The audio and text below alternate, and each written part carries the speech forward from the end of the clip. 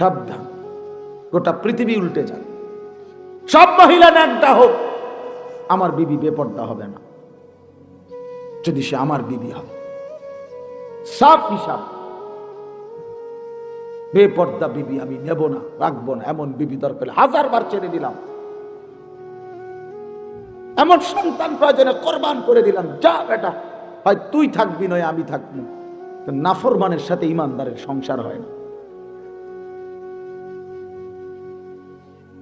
বেঈমানের সাথে ইমানদারের কোনো পরিচয় হয় না। কোরআন শরীফে আছে, নূহ আলাইহিস সালাম শুধু আল্লাহরে বলছে, আল্লাহ এই যে ছেলেটা ডুববা যায় এটা আমার পুত। সূরা হুদের মধ্যে আছে। নূহ নবী বলছিল ওই তুফানের সময়, কেনান ফোলাডারে কইছিল কি, এটা আমার ছেলে। আল্লাহ, আল্লাহর কসম বাবা শোনো, এই ছেলে তোমরা শোনো, বেনামাজি নাফরমান শোনো, চেহারা দেখলেই বোঝা যায় কয় পার্সেন্ট নামাজ পড়ো, আমি তো চিনি। আল্লাহ পাক কোরআনে ডাইরেক্ট বলছি, ইয়া নূহ ইন্নাহু লাইসা মিন আহলিক ইন্নাহু আমালুন গায়রু সালেহ। সাবধান হে নূহ, এটা তোমার সন্তান নয়, তোমার পরিবার নয়। বেঈমান ইমানদারের সন্তান হতে পারে না। এ বেআমল, ইন্নাহু আমালুন গায়রু সালেহ, এটা বেআমল সন্তান, এই নাফরমান মুমিনের বাচ্চা হইতে পারে না। এজন্য তোমরা যারা বেনামাজি, তোমরা যারা সেজদা দাও না, ছেলেরা বাবা, তোমরা যারা দিনরাত নারী ছবি, উলঙ্গ দৃশ্য, জিনা ব্যভিচারের দৃশ্য দেখো, অসৎ বন্ধুদের আড্ডা দাও, তুই কোনো মুসলমানের বাচ্চা না, তুই লাওয়ারিস, বেওয়ারিস বেটা। তুই তোর কোনো বংশ নাই, তোর কোনো পরিচয় নাই, তোর কোনো বাপ নাই, তোর কোনো মা নাই, তোর কোনো রক্ত নাই, তুই বেওয়ারিস সন্তান, লাওয়ারিস বেটা, লাওয়ারিস।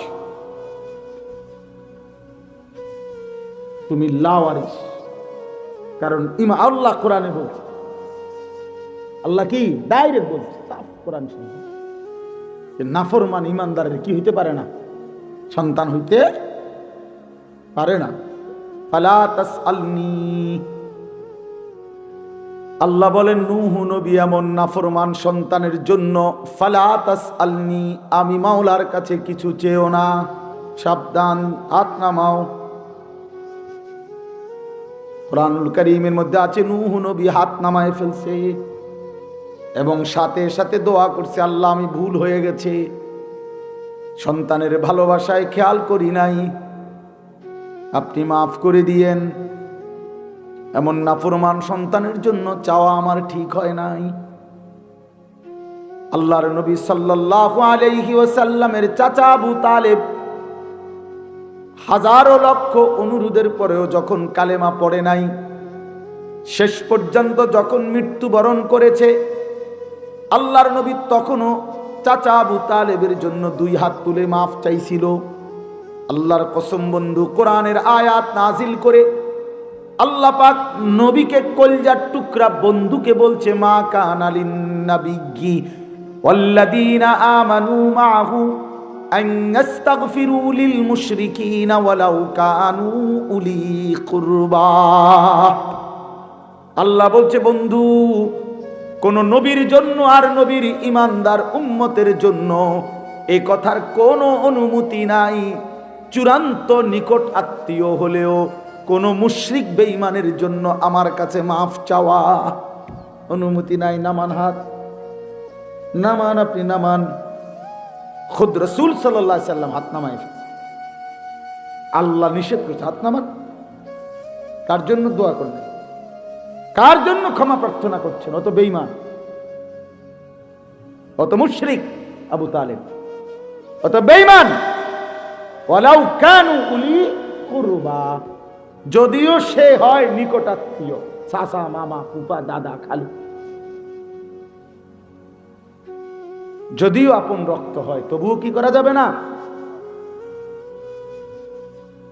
কি বন্ধু, কি মনে করছো আব্বা, কি ভাবছো বাবা?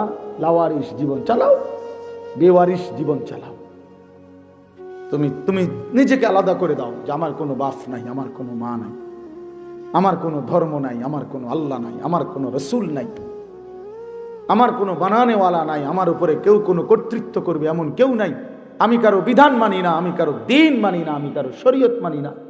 আমি কারো হুকুম মানি না, আমি এক যাযাবর, আমি এক জানোয়ার, আমি এক রাস্তার কুকুর, যেখানে মন চায় খায়, যেখানে মন চায় পেশাব করে, যেখানে মন চায় ঘুমায়, যেখানে মন চায়।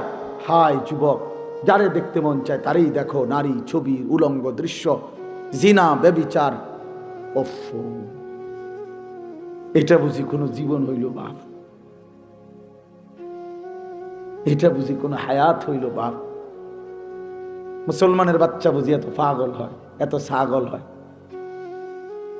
মুসলমানের ঘরে জন্ম নিয়া ইনসাফ করে বলো, একটা ছেলে বাবা 2 বছর এক পবিত্র মা তোমারে বুকের দুধ খাওয়াইছে, মায়ের প্রতি ফোঁটা দুধের হক। এক মা তোমারে 2 বছর দুধ খাওয়াইছিল, এই উদ্দেশ্যেই কি মা দুধ খাওয়াইছিল যে তুমি 16 বছর বয়সে সারাদিন উলঙ্গ ছবি আর নারী দেখবা, নর্তকী দেখবা, মোবাইল দেখবা? এই জন্যই খাওয়াইছিল মা দুধ। মায়ের 9 মাসের গর্ভে ধারণের হক এটাই, একটা সেজদা না দেওয়া। মা এই জন্যই গর্ভে লালন করছিলেন, ধারণ করছিলেন। হামালাতহু উম্মুহু ওয়াহানান আলা ওয়াহনিন। আল্লাহ বলছে, এক একটা মা কষ্টের পর কষ্টের জীবন বাজি রেখে এক সন্তানকে প্রসব করে নেয়, সন্তানকে প্রসব করে। তো সে মা এই জন্য দুধ পান করাইছিল, এই জন্য মা গর্ভে ধারণ করছিল। তুমি মোবাইল দেখবা, নারী দেখবা, ছবি দেখবা, তুমি আল্লাহরে একটা সেজদা দিবা না, কোনোদিন ফজরের নামাজ পড়বা না, প্রিয় সন্তান। এইভাবে পচ্ছে গেলাকা বাবা, এইভাবে নষ্ট হইয়া গেলাকা। হ্যাঁ, মুসলমান এত তাড়াতাড়ি 16 বছরে 18 বছর বয়সে এত নষ্ট হয়ে যাওয়ার তো কথা না, এত ফালতু হয়ে যাওয়ার তো কথা না রে বাপ, এত বাজে হয়ে যাওয়ার কথা ছিল না বাবা। এই জন্য বাপ, আপনাদের অভিভাবকদেরকেও বলি, হিসাব মিলায়েন, ছেলে মেয়ের দিকে আরেকবার তাকাইয়া হিসাব মিলায়েন, হিসাব মিলেন কি রেখে যাচ্ছে, কি রেখে যাচ্ছেন, কি রেখে যাচ্ছেন। ছেলেটার চুলের দিকে তাকালে মনে হয় না সে মুসলমানের বাচ্চা। ছেলেটার সারা দিনে এক ওয়াক্ত সেজদা দেয় না, তাহলে স্পষ্ট সে মুসলমানের ঘরে জন্ম নেয় নাই। ছেলেটার সারা দিনের মোবাইলের আগ্রহ দেখলে মনে হয় না তার পৃথিবীতে কেউ আছে। তাহলে এমন নাফরমান সন্তান রেখে যে বাবা কবরে যাচ্ছেন, আহা, আপনার কবর কি হবে, ছেলের কবর কি হবে? এমন নাফরমান বিবি রেখে, মেয়ে রেখে যে মা কবরে যাচ্ছেন, আপনার কবর কি হবে, ছেলের কবর, মেয়ের কবর কি হবে? দয়া করে, আমি অল্প একটু কথাই বললাম, ভাবতে শিখেন, ভাবতে শিখেন। ছেলেরা তোমরাও ভাইবো বাবা, নিজেরে এত অল্প বয়সে নষ্ট করে দিও না বাপ। এত কম বয়সে মানুষ এত পচে যায়। তোমাদের অধিকাংশ ছেলের চেহারা দেখলেই বোঝা যায় বেনামাজি তোমরা, চেহারাটা দেখলেই বোঝা যায় বাপ। চেহারার মধ্যে কোনো দয়া, মায়া, আদর, সোহাগ বলতে কিচ্ছু। চেহারা দেখলেই বোঝা যায় বাপ। আমি যদি বলো আমি দাঁড় করাই বেনামাজি, ইনশাআল্লাহ দেখবা যে 100 জন দাঁড় করাইলে 98 জন ভুল হবে না, হয়তো 2 জন ভুল হইতে পারে। অসভ্যরে দেখলেই চিনা যায়, নির্লজ্জ, বেহায়া, আল্লাহর দুশমন, সেজদাবিহীন ইবলিস চিনাই যায়। যে সেজদা দেয় না সে ইবলিস, শয়তান। কোরআন শরীফ বলছে, আল্লাহ বলছে, ইবলিস তুই সেজদা দিলি না, আজকের থেকে তুই শয়তান। কি এর আগে কি ইবলিসকে শয়তান বলতো? আপনারাও বুঝবেন এটা একটা সবাই। ইবলিস রে যেদিন কি দেয় নাই, এর আগে তো সে কি ছিল না, এর আগে তার পরিচয় ছিল মুআল্লিমুল মালাইকা, ফেরেশতাদের শিক্ষক। যেদিন সেজদা দেয় নাই সেদিন থেকে আল্লাহ বলছে আজকের থেকে তুই শয়তান, আজকের থেকে তুই রাজিম, ফখরুজ ফা ইন্নাকা রাজিম, আজকের থেকে তুই রাজিম, অভিশপ্ত অভিশপ্ত অভিশপ্ত অভিশপ্ত। ওয়া ইন্না আলাইকাল লানাতা ইলা ইয়াউমিদ্দিন, আল্লাহ বলছে আজকের থেকে ইবলিস সেজদা দিলি না, আজকের থেকে কিয়ামত পর্যন্ত তোর উপরে আল্লাহর লানত লানত লানত লানত লানত, তোর উপরে খোদার গজব, খোদার গজব, আল্লাহর লানত তোর উপরে, আল্লাহর লানত তোর উপরে। ইবলিসকে আল্লাহ বলছে একটা সেজদা দেয় নাই, একটা সেজদা। কয়টা সেজদা? আজকে ফজরের নামাজ যার ছুটে গেছে, তুমি 8টা সেজদা দাও না। 4 রাকাত নামাজে 8টা সেজদা। আজকের জোহরের নামাজ যার ছুটে গেছে, 12 রাকাত নামাজে অথবা 10 রাকাতই হোক, তাইলে তুমি 40টা সেজদা দাও। আজকের আসরের নামাজ ছুটে গেছে যার, কমপক্ষে 4 রাকাত ফরজের 8টা সেজদা তুমি দাও নাই। আজকের মাগরিবের নামাজ ছুটে গেছে যার, 5 রাকাত 3-2 5-এ 10টা সেজদা তোমার ছুটে গেছে। আজকের এশার নামাজ যারা পড়ো নাই, তোর কমপক্ষে 9 রাকাত নামাজে 18টা সেজদা ছুটে গেছে। তাহলে প্রিয় ভাই আমার, একদিনে কতটা সেজদা ছুটে গেছে? তো একটি সেজদার কারণে যদি আল্লাহ কোরআনে বলছে ওয়া ইন্না আলাইকাল লানাতা ইলা ইয়াউমিদ্দিন, তোমার উপরে কিয়ামত পর্যন্ত আমি আল্লাহর লানত, তাহলে আজকে এতগুলো সেজদা ছুটে গেলে তোমার উপরে কি পরিমাণ লানত বলো বাবা। শেষ পর্যন্ত দুনিয়া কি ভোগ করছো? সংসারের মা বাবা এ সামান্য যে একটু তরি তরকারি রান্ধে, এই ছাড়া আহামরি দুনিয়া কি খাইছো বাপ? যতগুলো নারী দেখলা, ছবি দেখলা, উলঙ্গ দৃশ্য দেখলা বাবা, জিনা ব্যভিচারের দৃশ্য দেখলা, শেষ পর্যন্ত অর্জন কি? ছুঁয়েও দেখলা না, ধরেও দেখলা না, এক প্লাস্টিক দেখে দেখে, এক ছবি দেখে দেখে, আহা এমন সুন্দর নিজের হায়াত, ওইটা ছবি, তুমি আসল, তুমি কোনো ছবি না, তুমি হলে আস্থা মানুষ। বোঝেন না কথাটা? মোবাইলেরটা না ছবি, আমি কি ছবি? আমি তো কি মানুষ। তাহলে হয়তো তার নষ্ট হয় নাই, কিন্তু আমি তো নষ্ট হয়ে গেলাম। ছবি দেখে দেখে আমি নষ্ট হয়ে গেলাম। এর চাইতে বড় আফসোস যে ছায়া দেখে দেখে আহা আমি শেষ। এই মোবাইলের এগুলোর তো ছায়া ছবি বলে, ছবির ছায়া, ছবিও না। প্রথমে তো হইলো আসল বেডিরা, 2 নম্বরে হইলো বেডির ছবি, তো ছবিও না, ছবির ছায়া। এই জন্য এটারে কয় ছায়া ছবি, ছবির ছায়া। তো এক ছায়া দেখে দেখে আহা আমি জিন্দগি শেষ করে দিলাম, শরীরও নষ্ট করে ফেললাম, আখেরাত বরবাদ করে দিলাম। এর চাইতে বোকা, আহাম্মক, বেওকুফ, পাগল, মাতাল, তার সিরা আর কে হইতে পারে? এর চাইতে মাতাল আর কি বলো বাপ? একটা ছেলে বুঝছো, একজন, কোনো অসুবিধা নেই। আমি সংখ্যার কাঙ্গালি করি না, কোনোদিনও না। ছোট বড় কোনো মাহফিল হিসাব করি না, সুযোগ মিললেই হয়েছে। ডেট দিতে আমার কষ্ট হয়, অনেক চাপাচাপি, এই এর দূরে, কিন্তু আমি ছোট বড় কোনো পরোয়া করি না, আল্লাহর জন্যই বলতে চেষ্টা করি। এই জন্য বন্ধু আমার, প্রিয় ভাই আমার, আমার ছেলেরা, আমার বাবারা হিসাব মিলাইয়েন কি রেখে যাচ্ছে। খাট পালং সোফার হিসাব দিয়েন না, আধুনিকতার প্রযুক্তির হিসাব দিয়েন না, হিসাব দিবেন স্ত্রী সন্তানের ঈমানের, হিসাব করেন স্ত্রী সন্তানের নামাজের, হিসাব করেন স্ত্রী সন্তানের আখিরাতের। আমার আব্বা যেদিন ইন্তেকাল করে, আমাদের ঘরে শোয়া অবস্থায় আমার আব্বা মারা গেছে 2015 সালে। আমরা 5 ভাই 3 বোন এবং আমাদের বাচ্চা কাচ্চা সবাই মিলে 25 জন আল্লাহর কোরআন বাবার চারদিকে পড়তেছিলাম। আব্বা তখন নিঃশ্বাস টানতেছে, শেষ অবস্থা আমরা বুঝতেছিলাম যে আব্বা আর বেশিক্ষণ থাকবে না।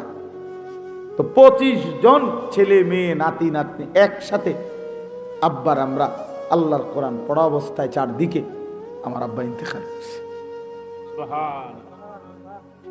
মা রে আমি জড়ায় ধরে বলছিলাম, মা কাঁদেন না। আমার আব্বার একটু পরে মুনকার নাকির ফেরেশতা যখন কবরে প্রশ্ন করবে, মান রব্বুকা আলী আশরাফ, তোমার রব কে? আমার আব্বা বলবে ও 3.5 হাত মাটির উপরে 25 জন বংশধর, যার কোরআন পড়া রেখে আসছি, ফেরেশতা সেই আমার রব। আমি রব চিনব না কেন ফেরেশতা? রব চিনব না কেন? রব চিনেছি বলেই তো সন্তানকে দ্বীন শিখাইছি, রব চিনেছি বলেই তো রবের কোরআন শিখাইছি, রব চিনেছি বলেই তো বংশের 25 জন। শোনো নাই, দেখো নাই তোমরা? ফেরেশতাকে বলবে দেখো নাই, যাও দেখে আসো। এই জন্য হিসাব মিলা। হযরত ইয়াকুব আলাইহিস সালাম, কোরআন শরীফে আছে, বাবাদেরকে বলি, কোরআন শরীফ আছে ইয়াকুব নবী, ওনার 12 জন সন্তান আপনারা জানেন। ওই যে 10 ভাই কুয়াত ফালাই দিছে, যেই 10 ভাই মিল্লা, এরা 10 জন। আর ইউসুফ আর বিনিয়ামিন এরা কয়জন? তো কয়জন হইল? এই 12 জন সন্তান ছিল। মৃত্যুর সময় ইয়াকুব নবী এই 12 জন সন্তানকে পাশে বসাইয়া, কোরআন শরীফের আয়াত, আম কুনতুম শুহাদা ইজ হাদারা ইয়াকুব আল মাউত, মৃত্যুর সময় ইয়াকুব নবী ইজ ক্বালা লিবানিহি, তিনি তার সন্তান 12 জনকে একত্রিত করে বললেন, বলো বাবারা, মা তা'বুদুনা মিন বাদি, আমি শুধু মৃত্যুর পূর্বে জানতে চাই, আমার মৃত্যুর পরে তোমরা কার ইবাদত করবে? বাবারা শুধু এই কথাটা বলো। ক্বালু না'বুদু ইলাহাকা ওয়া ইলাহা আবাইকা, 12 জন ছেলে বলল, আব্বা আপনি ঘাবড়াবেন না, আপনার মৃত্যুর পরেও আমরা আপনার যিনি রব এবং আপনার পূর্বপুরুষ ইব্রাহিম নবী, ইসমাইল নবীর যিনি রব, আমরা তার গোলামি করে যাব। ইয়াকুব আলাইহিস সালাম বলছেন, খালাস, আমার আর কোনো পেরেশানি নাই, আমি গেলাম, আমার সন্তানকে ঈমানের উপরে রেখে গেলাম, আল্লাহর ইবাদতের উপরে। কি আপনারা বাপ বলেন, বলেন, এই যে ছেলে পেলেদের চুল এগুলো দেখেন,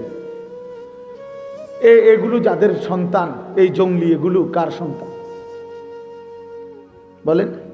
এই যে জঙ্গল, এগুলো জঙ্গলি, এই জঙ্গলি এগুলো, তার বাপ কোথায়? এই বাপ কি কোনোদিন জিজ্ঞাসা করলো না যে বাপ তুই মুসলমান না আমি মুসলমান, তুই কেমনে আমারে ভুলে গেলি, আমি কেমনে তোরে ভুলে গেলাম, তোমার মাথার এই চুল তুমি বাবা কার থেকে নিছো? তুমি মুসলমানের ঘরে বড় হইয়া, ফ্যামিলির সবাই মুসলমান হয়ে, তুমি যে বাবা কোনোদিন ফজরের নামাজ পড়ো না, এ কেমন মুসলমান তুমি বাবা?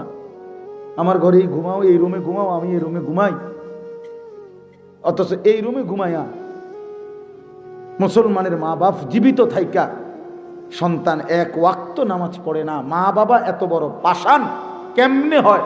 আল্লাহর কসম আমি বুঝি না। আমি বহুত চিন্তা করছি এটা।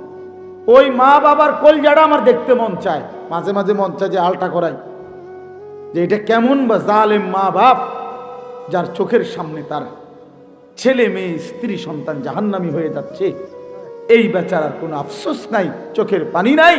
ওই এই দুশ্মন বেনামাজি তো আল্লাহর দুশ্মন, রসুলের দুশ্মন, কোরআনের দুশ্মন, আল্লাহর দুশ্মন। এই দুশ্মনের লাইগা এ বেড়া বিল্ডিং করে, জমি কিনে, বাজারে ভিট লয়, এইটার লাইগা সুদে টিয়া লইয়া হেতেরে বিদেশ পাঠায়, ডাকাইতে একটা সেজদা দেয় না, তার চোখের সামনে দেখছে, তার লাইগা 8 লাখ টাকা লইছে।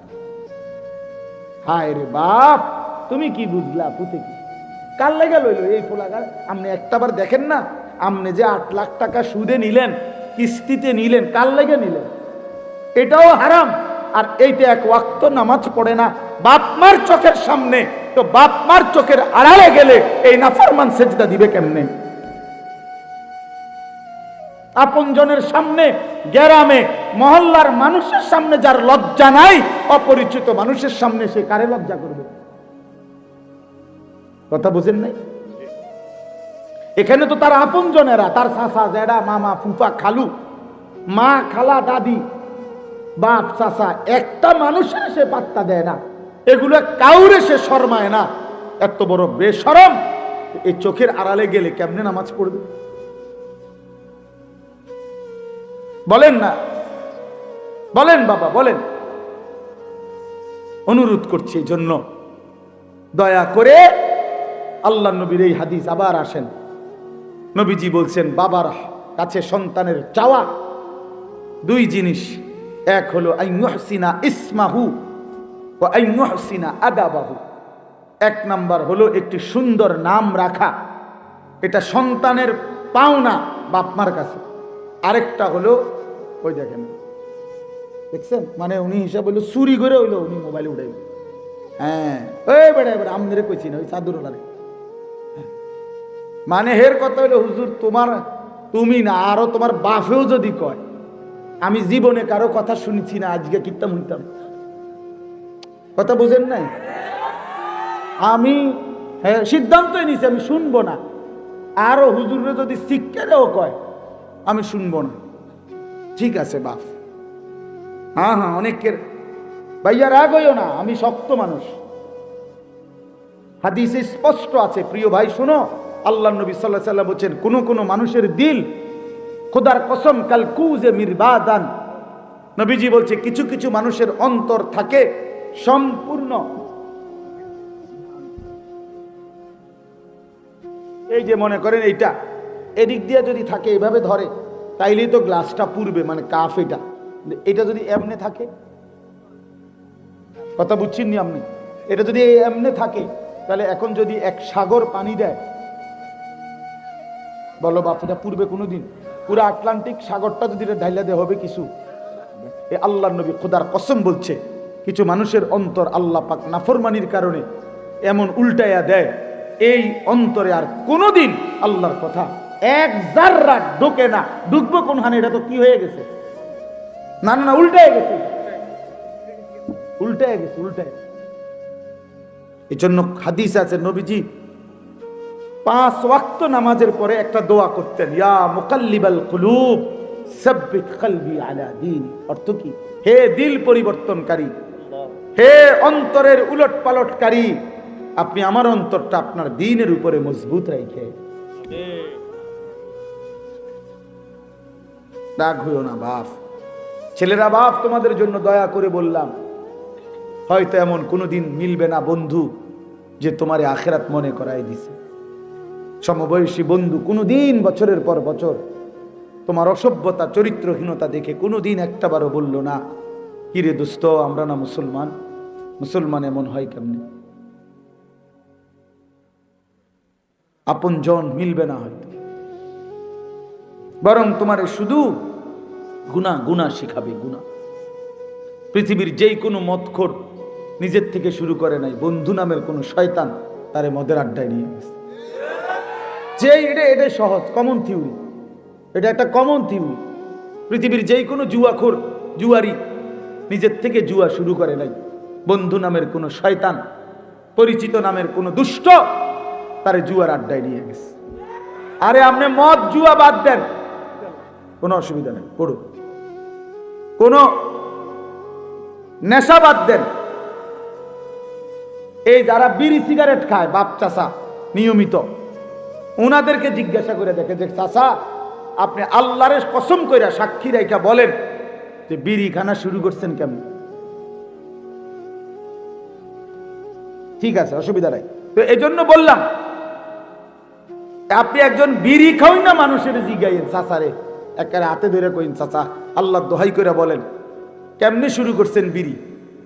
উনিও বলবে কথা যে আমি নিজের থেকে বিড়ি খাইতাম না প্রথম, আমারে হমাইন না কয়েকজনে বারবার বিরক্ত করতে করতে এক সময় 1 টান 2 টান দিতে দিতে এখন আমার অভ্যাস হয়ে গেছে। তার মানে কেহই গুনাহ কবিরা, যেগুলা বড় পাপ, নিজের থেকে শুরু করে না। কোনো না কোনো সমবয়সী আড্ডা দিতে দিতে একদিন তাকে গুনার মধ্যে জড়ায় দেয়, অসৎ আড্ডায় জড়ায় দেয়। নারীর আড্ডা, জুয়ার আড্ডা, মদের আড্ডা, নেশার আড্ডা, ছবির আড্ডা, অস্থিরতার আড্ডায় মিশায় দেয় ভাইয়া। এজন্য বন্ধু বাপ দয়া করে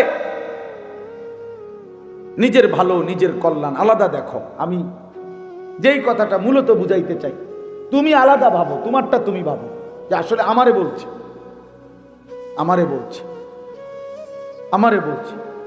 তুমি ইনশাল্লাহ যদি নিজের জন্য ভাবো, বরকত হবে, বরকত হবে, তাইলে দেখবো তুমি আগাইতে পারবা। কোরআন শরীফে আছে, হাসরের দিন যার আমল নামা হাতে, ডান হাতে দেওয়া হবে, সে সবাইকে দেখাবে একটা মজার জিনিস মনে রাখবেন, প্রত্যেক মানুষকে হাসরের ময়দানে তার পরিচিতদের সাথেই উঠাবে। আমরা কোনো চীনের মানুষের লোক উঠাইত না, বোঝেন নাই কথা। আমার ঘরে কোনো লন্ডনের মানুষের লোক উঠাইত না। প্রত্যেককে তার পরিচিত জনদের কাছে দিয়ে উঠাবে, সাথে দাঁড় করাবে। তো যে আমল নামা ডান হাতে পাবে সে চিৎকার করে বলবে, দেখো বন্ধুরা, পরিবারের সবাইরে বলবে যে দেখো দেখো, ইকরাউ হা উমকরাউ কিতাবিয়া, আমার আমল নামা পড়ে দেখো, আমার নাম দেখো, জান্নাতীদের লিস্টিতে আমার নাম উঠেছে।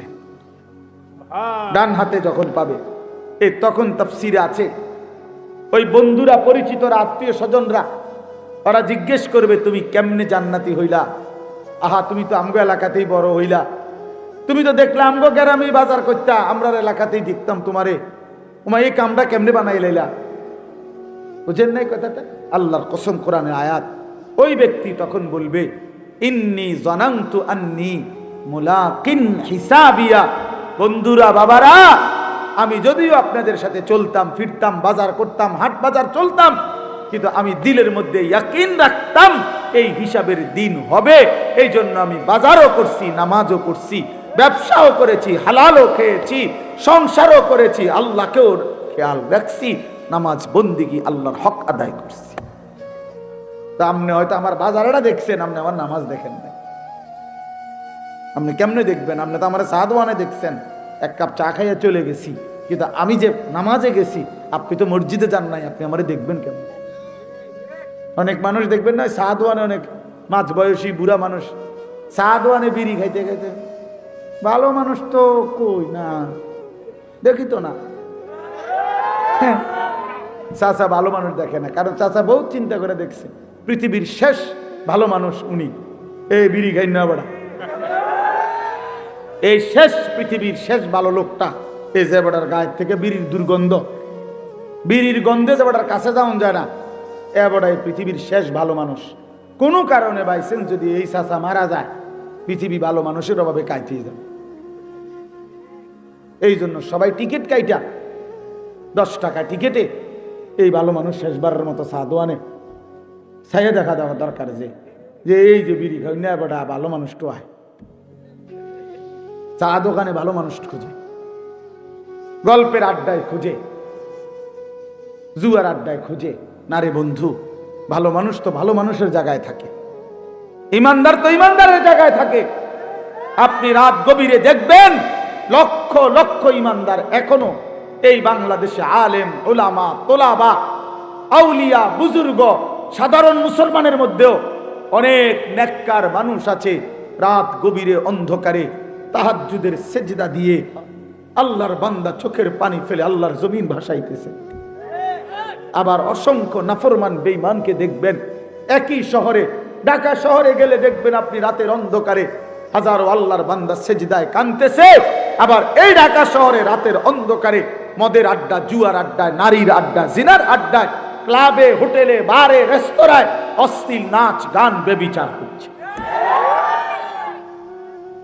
হ্যাঁ, এটা মনে রাখতে হবে। এই জন্য আমি অনুরোধ আমার, আমি দয়া করে এটা বুঝাইতে চাইলাম, আমি মেহেরবানি করে এটা বলতে চাইলাম। আল্লাহ নবী সাল্লাল্লাহু আলাইহি সাল্লাম বলেছেন, পিতা মাতার জিম্মাদারি সন্তানের আদব, আইয়ুহসিনা আদাবাহু,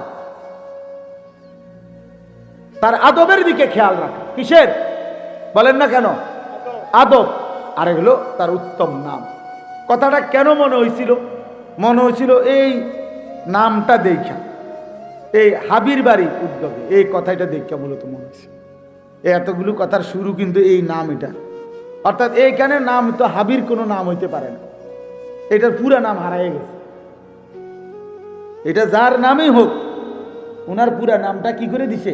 হারাই গেছে। হয় হাবিবুর রহমান হবে, হয় হাবিবুল্লাহ হবে, এরকম একটা কিছু তো হবে। তো এটা হাবির বাড়ি কি তা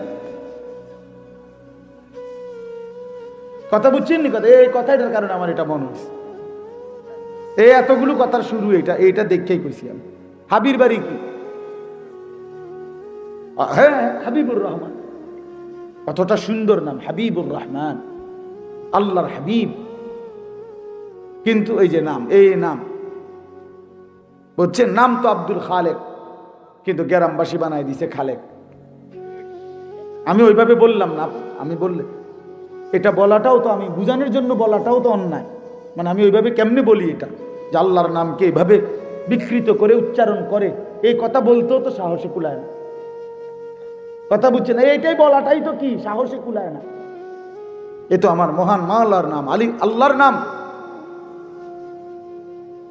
খালেক, মালিক, রাজ্জাক, সত্তার, এ আল্লাহর নাম না? তো এই জন্য বললাম, দয়া করে সুন্দর একটা নাম, পুরনো একটা নাম রাখা, বলা, শোনা, কোনো আলেমে দিন থেকে জিজ্ঞাসা করে নেওয়া যে হুজুর আমার নামটা সঠিক, সুন্দর, অর্থবহ কিনা। নামের খুব গুরুত্ব। হাদিসের মধ্যে আছে, একেবারে স্পষ্ট হাদিস, আল্লাহর নবী সাল্লাল্লাহু আলাইহি সাল্লাম বলছেন, কোন উম্মত ইমানদার যখন নবীজির উপরে একবার দুরূদ শরীফ পড়ে, আল্লাহর কসম, আল্লাহর ফেরেশতা আছে নির্ধারিত, ওই ফেরেশতা ওই দুরূদ শরীফের হাদিয়াটা নিয়ে মদিনার রওজা পাকে নবী সাল্লাল্লাহু আলাইহি সাল্লামের সামনে আরজ করে বলে, বিইসমিহি ওয়া বিইসমি আবিহি, ওই ব্যক্তির নাম এবং তার বাবার নাম সহ নবী পাকের সামনে ওই দুরূদ শরীফের হাদিয়াটা পেশ করে। গিয়ে বলে, ইয়া রাসূলুল্লাহ, আলী আশরাফের ছেলে আনিসুর রহমান আপনার নামে একবার দুরূদ শরীফ পড়েছে সাল্লাল্লাহু আলাইহি ওয়াসাল্লাম। একবার পড়লাম, এইটাই পৌঁছাবে। এই তো আমার বাবার নামও উচ্চারিত হয়, আমার নামও উচ্চারিত হয় নবী পাকের সামনে।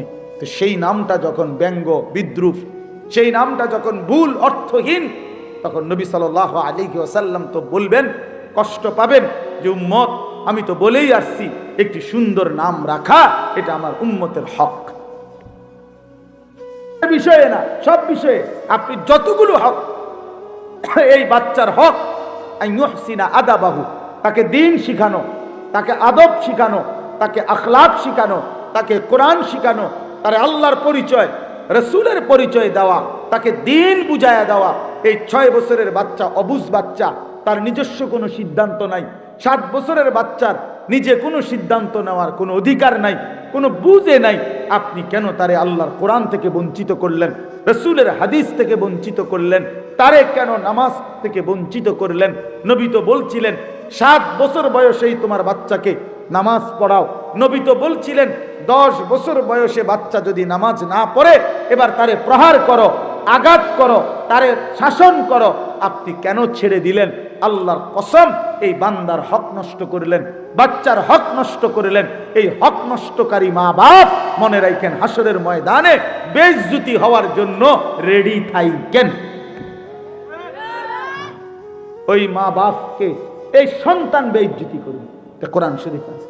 বেইজ্জতিটা কেমন আইটেমের হবে?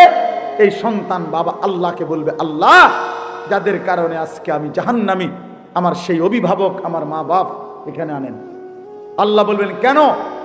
তো সন্তান বলবে, না জাআলহুমা তাহতা আকদামিনা, আমার 2টা পায়ের নিচে ফেলাইয়া আজকে এই মা বাপকে হাসরের ময়দানে পারাইয়া মুরাইয়া এরপরে আমি জাহান্নামে যাব। আপনি তখন টের পাইবেন, আপনি তখন টের পাইবেন ভাত তরকারি আর খাট পালং। আপনি তখন শিক্ষারে কইবেন, পুত, আরে সোফারে কাল লাগে রে বানাইলাম, আরে সোফারে, আরে আলমারি রে, আরে বিল্ডিং রে, পুত তুই তো হুঁতে আসিলি, আমি নিজে মেস্তুরি ইট গাইতে গেছে, আমি নিজে ফানি দিছি রে ফুট। 7টা ডালাই দিবার পরে 15টা দিন টানা আমি ফানি দিছি ফুট। আরে তোগুলো লাগে তাই করছি রে বাপ, কি না করলাম তোগুলো লাগে, কি না করলাম, কি না করলাম। বালুর লগে দাঁড়াইয়াছিলাম, মেস্তুরির সামনে দাঁড়াইয়াছিলাম, হ্যাঁ, গুনে গুনে ইট, বালু, সিমেন্ট একটাও যাতে কম না দেয়, কি কষ্ট করে খেয়াল করছিলাম একটা বিল্ডিং যাতে মজবুত হয়, আখেরাত যাতে বরবাদ হয়। বুঝেন না কথাটা? বিল্ডিং যেন মজবুত হয়, যেন তোরে আজরাইলে টাইম নাও ঘরের থেকে বাহির করতে না পারে, এমন শক্ত SS5 গেট লাগাই দিছি বাপ, কোনো চিন্তা করবি না। আমার গো দাদার আমলে মারা গেছে, যাইতে পারে তার বেড়ার ঘর আসিল, টিনের ঘর আসিল, দুয়ারও আসিল বেড়ার টিনের, এত সামান্য দরজা খুললা ফেরেশতা নেওয়া এটা হইতে পারে, SS5 থেকে আজরাইল নেওয়া সম্ভব না। কাজে কোনো চিন্তা করো না আব্বা, আমি মরলে মরছি কিন্তু তুই মরতি না। হ্যাঁ, নাই তো কি দিয়ে গেলেন সন্তানকে? নয়তো সন্তানকে কি দিয়ে গেলেন বাবা? ছেলেটাকে কি দিলেন, মেয়েটাকে কি দিলেন? 16 বছরের মেয়েটা বেপর্দা কেন? 25 বছরের স্ত্রী বেপর্দা কেন? স্ত্রী সন্তান প্রতিদিন রঙিন টেলিভিশনে নাচ গান দেখে কেন? নাটক সিনেমা দেখবে কেন? আপনি মুসলমান, আপনার ফ্যামিলি মুসলমান না? বলেন। এই জন্য আমি শক্ত হইলেও আমারে মাফ করে দিয়েন, আমি মনে করাই দিলাম। আর যদি কোনোদিন বলতে না পারি, আর যদি কখনো আসার সুযোগ না হয় বাবা, একবার আসছি একবারই বললাম, আখেরাত মিলাইয়া নিয়েন। যুবক ভাই তোমাদেরকেও বলি বাবা, আবারও বলছি ওই কথা, এত কম বয়সে যদি তুমি এতটা নষ্ট হয়ে যাও, আমার বাপ আগামীর হায়াতটা কেমনে পার করবা? যদি আল্লাহ তোমারে 40 বছর হায়াত দেয়, 50 বছর হায়াত দেয়, আমার প্রিয় ভাই, কেমনে বললে বুঝবা যে তুমি এক ওয়াক্ত নামাজ পড়ো না, তোমার সন্তানটা কেমন হবে?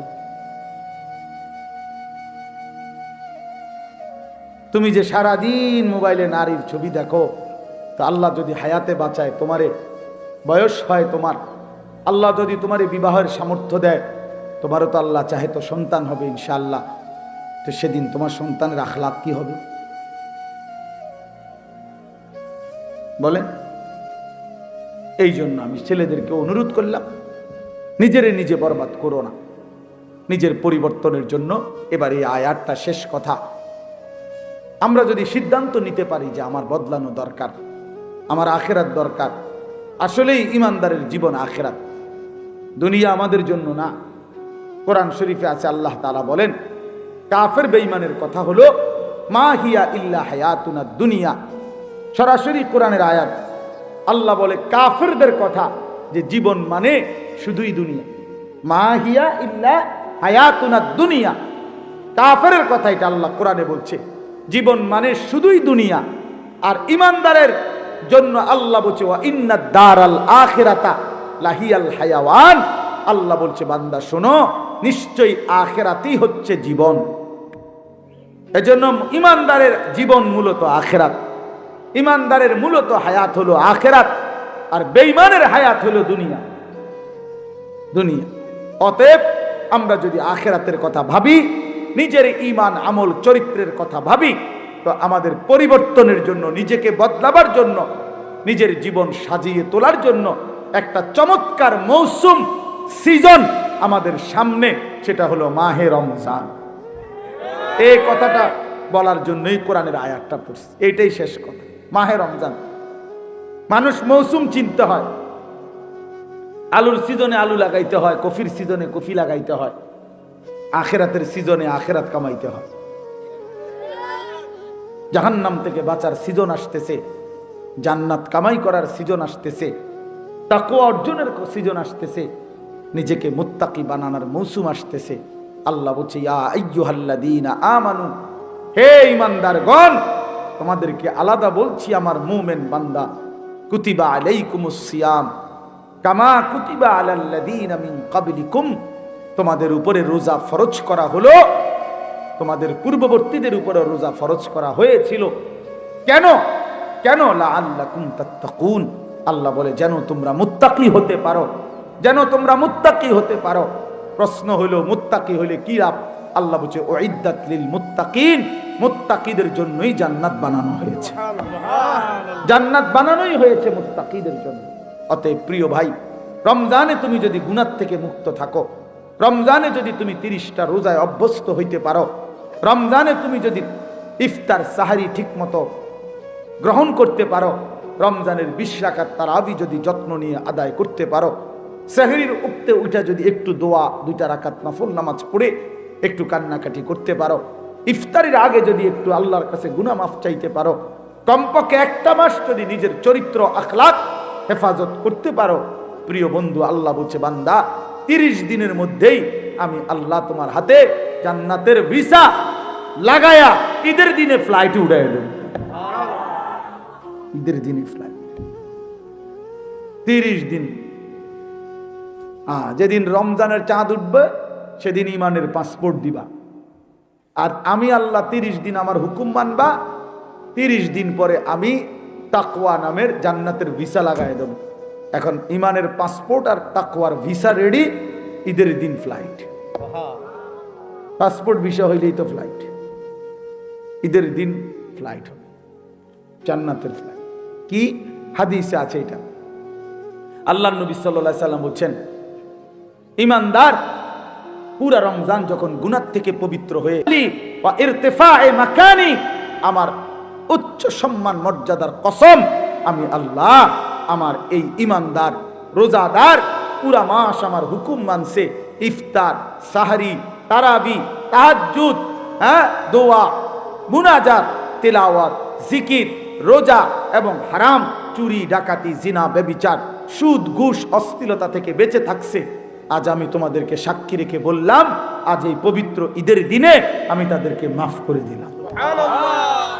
হাদিসে আছে ফেরেশতারা সাথে সাথে ফেরেশতারা তখন ঈদগাহের দুই পাশে দাঁড়িয়ে, ঈদের নামাজ পড়তে বান্দা যেখানে যায় তার দুই রাস্তার দুই পাশে দাঁড়িয়ে ফেরেশতারা ডাক দেয়, ইয়া আইয়ুহান নাস, হে লোক সকল শোনো। আমরা ফেরেশতারা নিজ কানে শুনছি, ইন্নাল্লাহা কাদ গাফারা লাকুম, আল্লাহ তোমরে মাফ করে দিয়েছে। ফারজিউ রাশিদিনা ইলা রিহালিকুম, তোমরা এখন খুশি খুশি সন্তুষ্ট চিত্তে তোমাদের ঘরে ফিরে যাও, জান্নাতের বুঝ হয়ে গেছে। এই জন্য রমজান মাস, যুবক ছেলেরা বাবা সিদ্ধান্ত নাও, এবারের রমজান আর মাত্র 30-31 দিন। এই 30-31 দিনকে সামনে রেখে তুমি সিদ্ধান্ত নাও যে রোজা রাখবা। প্রিয় ভাই, তোমরা ছেলে বেশি, এজন্য বললাম, মনে রাখো আল্লাহর নবী সাল্লাল্লাহু আলাইহি সাল্লাম স্পষ্ট হাদিসে বলছে, ফা ইন্নাস সাওমা লাহু বিজাউন, নবীজি বলছে রোজা একজন যুবকের জীবনে একটি কার্যকর আমল। কেন? তার যৌন চাহিদা নিবারণের জন্য, নিয়ন্ত্রণ করার জন্য আল্লাহ রাসূল বলছে রোজা হচ্ছে সবচেয়ে কার্যকর একটি মাধ্যম। রাসূলুল্লাহ সাল্লাল্লাহু আলাইহি ওয়াসাল্লাম বলছে রোজার মাধ্যমে বান্দা নিজের যৌন চাহিদা, অস্থিরতার মানসিকতা, কামনা বাসনা এর থেকে নিয়ন্ত্রণ করতে পারে, আখলাক এবং চরিত্র হেফাজত করতে পারে। এই জন্য ইনশাআল্লাহ রমজানকে কদর করে গুনাহ ছাড়ার চেষ্টা করো। তোমরাদেরকে আমরা বললাম বাবা, এরপরে তুমি যদি সিদ্ধান্ত নাও, ঠিক আছে হুজুর আপনার বলা আপনি বলে গেছেন, আমার নষ্ট আমি হয়েই যাব, ঠিক আছে, কোনো সমস্যা নাই। লাস্তা আলাইহিম বিমুসাইতির, কোরআন শরীফে আল্লাহ বলছে নবী আপনি কোনো এমন না যে একেবারে জল্লাদ, অথবা আপনি একেবারে বাধ্য আমনি যে আমনে একেবারে গর্দানের মধ্যে তলোয়ার রাইখা তারে কইতেব তুই নামাজ পড়বি নাহলে কল্লা হালাই দিমু। আল্লাহ বলে না, আপনার এই দায়িত্ব দেই নাই, আপনাকে আমি কি দেই নাই, এই দায়িত্ব দেই নাই। আপনাকে বলছি ইন আলাইকা ইল্লাল বালাগ, আপনি সর্বোচ্চ শক্তি দিয়ে, আন্তরিকতা দিয়ে আপনি পৌঁছিয়ে দেন আমি আল্লাহর হুকুম, আমার কথা, এরপরের ফয়সালা আমি দেখব। এই জন্য আমাদেরও দায়িত্ব এটা। আমরা ওয়ারাসাতুল আম্বিয়া, উলামা, আমাদের জিম্মাদারি এটা। নবীকে যেভাবে আল্লাহ বলছেন আমাদেরও দায়িত্ব এটাই। আমাদের সর্বোচ্চ শক্তি, মহব্বত, আবেগ, ভালোবাসা দিয়ে আমরা তোমাদেরকে বললাম। এবার তুমি যদি প্রত্যাখ্যান করো কোনো সমস্যা নেই, তোমার কারণে আমিও আটকাবো না, আমার কারণে তুমিও আটকাবে না। প্রিয় বন্ধু, রাত সবারই শেষ হয়ে যাবে, সুখের রাতও শেষ হয়, দুঃখের রাতও শেষ হয়। তাহাজ্জুদ যে পড়ে রাত্রে তার রাতও ভোর হয়, মদের আড্ডায়, জুয়ার আড্ডায় যে রাত কাটায় তার রাতও ভোর হয়, বাসর রাতও ভোর হয়, ফাঁসির রাতও ভোর হয়। অতএব দুনিয়া কারোর জন্য থেমে থাকে না, দুনিয়া কাউকে থাকতে দেয় না। একদিন না একদিন আমি, তুমি, সে সবাই আমরা কবরে চলে যাব, এটাই নিশ্চিত। অতএব আমরা যেন প্রত্যেকে ইনশাআল্লাহ নিজের ঈমান, আমল, আখলাক, বয়স্ক বাবাদেরকেও বলি বিড়ি সিগারেটের বদভ্যাস ছেড়ে দেন, চা দোকানের আড্ডা ছেড়ে দেন। বিড়ি সিগারেট এই দুর্গন্ধ একেবারে ফোঁসা মানুষের পরিচয়, বেশি ফোঁসা মানুষ। এবার আসলেই কোনো ব্যক্তিত্ব বলতে কিচ্ছু নেই, ব্যক্তিত্ব বলতে। কারণ তার নাতি, ছেলে, বাতিজার বয়সী বাচ্চাদের সামনে নিজেকে একটা ফালতু কাজ থেকে বিরত রাখবে, এতটুকু বুঝ যার মধ্যে নাই, এবারে কিতা ওটা প্লাস্টিক ছাড়া কিতা, হয়তো কোনো আকলে নাই, কোনো বুদ্ধি দিমাগে নাই। এই জন্য আমি অনুরোধ করছি বয়স্ক বাবারা, মাঝ বয়সীরা, বিড়ি সিগারেট যাদের অভ্যাস ছেড়ে দেন, ছেড়ে দেন। এটা চা দোকানের আড্ডা ছেড়ে দেন, নারী নাচ গান জুয়ার আড্ডা ছেড়ে দেন, অশ্লীলতার আড্ডা ছেড়ে দেন। যেটুকু হায়াত আল্লাহ দিছে বাকি এটুকু তাসবিহ পড়েন, সুবহানাল্লাহ, আলহামদুলিল্লাহ, আল্লাহু আকবার, লা ইলাহা ইল্লাল্লাহ, সুবহানাল্লাহ, আলহামদুলিল্লাহ, আল্লাহু আকবার, লা ইলাহা ইল্লাল্লাহ। এভাবে তাসবিহ পড়েন, দুরূদ শরীফ পড়েন, সাল্লাল্লাহু আলাইহি ওয়াসাল্লাম, সাল্লাল্লাহু আলাইহি ওয়াসাল্লাম, সাল্লাল্লাহু আলাইহি ওয়াসাল্লাম। এভাবে বারবার পড়তে থাকেন। নবীজি বলছেন, উম্মত একবার যদি দুরূদ শরীফ পড়ে আল্লাহ পাক 10টা রহমত নাজিল করে, 10টা গুনাহ মাফ করে দেয়। আল্লাহর কাছে ওই বান্দার মর্যাদা 10 গুণ আগের চাইতে বেড়ে যায়। এরপরে পড়তে পারেন আস্তাগফিরুল্লাহ, আস্তাগফিরুল্লাহ, আস্তাগফিরুল্লাহ, আস্তাগফিরুল্লাহ, আস্তাগফিরুল্লাহ, আস্তাগফিরুল্লাহ।